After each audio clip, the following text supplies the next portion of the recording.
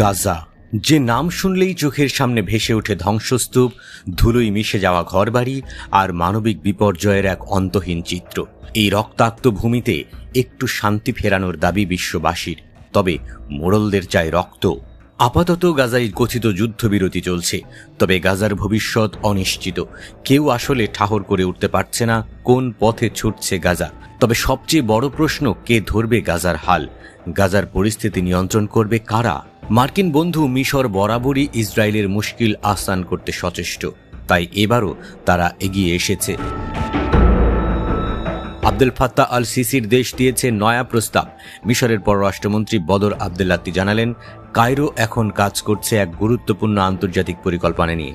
তাদের লক্ষ্য জাতিসংঘের নিরাপত্তা পরিষদ থেকে দ্রুত অনুমোদন এনে গাজায় জাতিসংঘ শান্তিরক্ষী বাহিনী মোতায়েন করা। এই বাহিনীর কাজ হবে গাজার ভেতরে যে সহায়তা যাচ্ছে তা যেন সত্যিকার অর্থে মানুষের হাতে পৌঁছায়, সেই বিষয়টি নিশ্চিত করা। তিনি স্পষ্ট করে জানিয়ে দিলেন, বিদেশিরা গাজা শাসন করবে এমন কিছু আমরা কখনোই মেনে নেব না। আমাদের উদ্দেশ্য হলো ফিলিস্তিনিদের নিজেদের ভবিষ্যৎ নিজেরাই গড়ে তোলার পথ তৈরি করবে।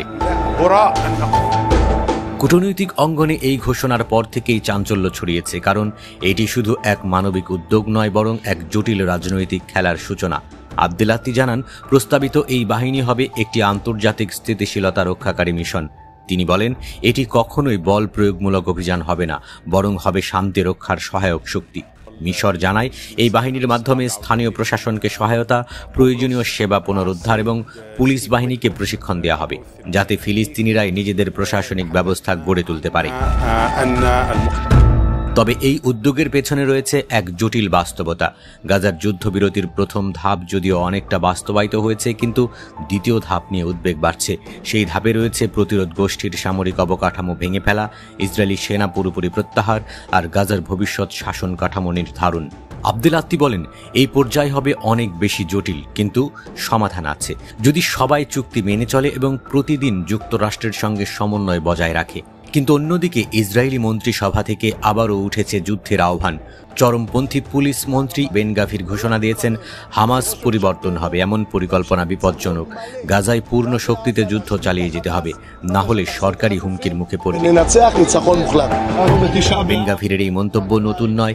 একসময় কাহানিস্ট আন্দোলনের অনুসারী এই রাজনীতিকের অতীত রেকর্ড ভরা আছে উস্কানিমূলক বক্তব্যে। কখনো তিনি ফিলিস্তিনিদের স্বেচ্ছা অভিবাসন এর আহ্বান জানান, আবার কখনো বলেন গাজার প্রতিটি হামাস সদস্যকে মুছে ফেলতে হবে। এমনকি একবার তিনি বন্দী নেতা মারওয়ান বাঘোদিকে বিদ্রূপ করে বৈদ্যুতিক চেয়ারের ছবি দেখিয়েছিলেন।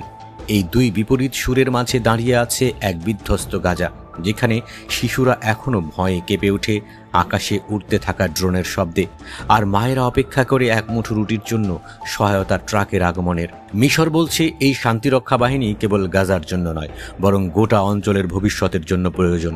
কিন্তু বাস্তবে এই প্রস্তাব কতদূর এগোবে তা নির্ভর করছে জাতিসংঘের নিরাপত্তা পরিষদের সদস্যদের রাজনৈতিক সদিচ্ছার উপর।